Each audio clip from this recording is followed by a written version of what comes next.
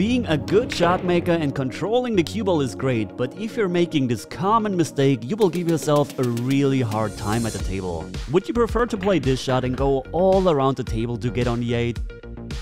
Or this shot where you don't have to move the cue ball a lot and where you're going nicely into the line of the 8. So what is the secret to avoid those difficult shots? We're actually thinking from behind. This means, where do we want to be on that 8 ball to get a nice position on the 9 ball? And it doesn't really matter where exactly we are. With any angle we have, we are able to get a nice position on a 9 ball, even from the other side. We keep that in mind. But now let's have a look at the 7 ball. Of course, if the 5 and the 6 ball wouldn't be here, all we would do is just place the cue ball close to straight, just play a high ball, make the 7 ball into the corner pocket and follow the cue ball towards that position. But of course, the 6 ball is here, and bringing the cue ball from the 6 ball to that position where you have to be really accurate is way too difficult. So the most natural way would be if we shoot the 7 ball into the same pocket as the 5 ball. So let's have a look at the 6 ball. Where would be the nice or the perfect ball in hand position to get from the 6 ball to the 7 ball? With that cue ball position, we can just draw a bit closer to the 7 ball, but then we are far away, so we can also draw into the rail to get closer to the 7. This is my favorite path. We're just going 2 rails towards the 7 ball and support the natural roll of the cue ball with more or less left spin. But what should we do? If we're trying to get that angle where we're just going to draw a bit back,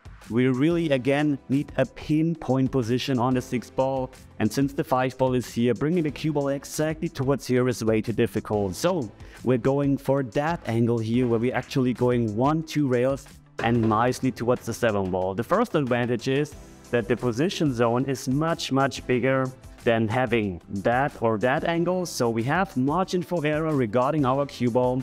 And the second huge advantage is we can just control the natural roll of the cue ball with more or less left spin. So from here to here we can decide what angle we exactly want on that 7 ball.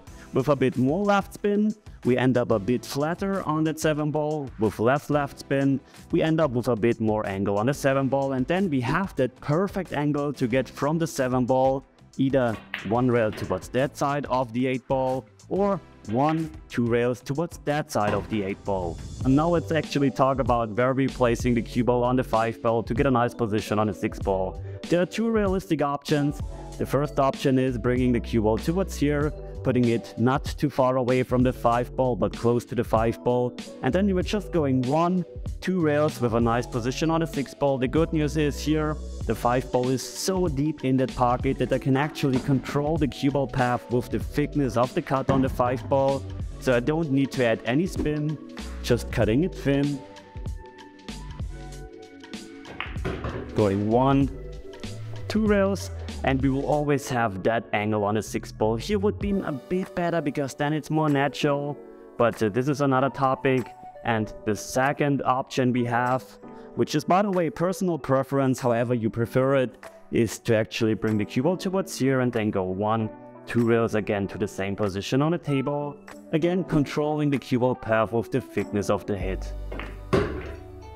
You can see, need to be a bit careful because I don't want to snooker myself behind that 9 ball. But it's the same here if we're hitting too hard, we're snookering ourselves. But this is basically the pinpoint position on the 6 ball. Now let's actually try to run this reg. So I'm deciding I don't want to get this tiny bit of an angle where I'm just going to stun or draw 1 rail towards here. I actually want to get a bit more angle because then I'm not risking to either get straight. So having a straight shot is okay, but then you just have to draw back. And if you even get to the wrong side, then you have a more difficult shot because you have to go all the way around. And this makes things a lot more difficult than they should have been. So I will hit a bit of off center, a bit of left spin, going 2 rails, trying to get a bit closer to the 7 ball. By the way, this is the perfect timing to leave a thumbs up if you've enjoyed this video so far. And you can see I always have that nice angle on that 7 ball where I just can go now 1-2 rails towards the 8 ball. Now, I don't worry too much about getting the exact pinpoint position on the 8 ball. As long as I'm away from that rail, I will always have, as we saw in the beginning, a nice shot on the 8 ball. Nevertheless, I'm picking still a point. Don't want to pick it too close to that side pocket because I definitely don't want to scratch into the side pocket. So I'm picking my point right about here. Trying to get the cue ball towards here, very important. Most important thing is don't end up frozen to the rail. So here, below, touch of left spin.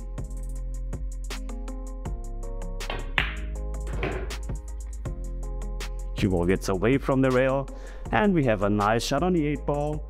So now I have two options. I could either just stun over towards here and play the 9 ball into here.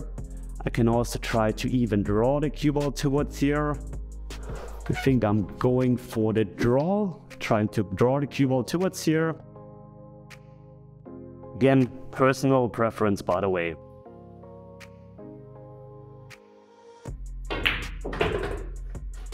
And don't end up too close to the rail. This is fine, of course. Here would have been ideal, but we have a straight-in shot. And if you want to learn how to play pool, then just subscribe to this channel, ring the bell notification to never miss a single video, or just watch this video. Thanks for watching, guys, and as always, see you at the next lesson. Take care.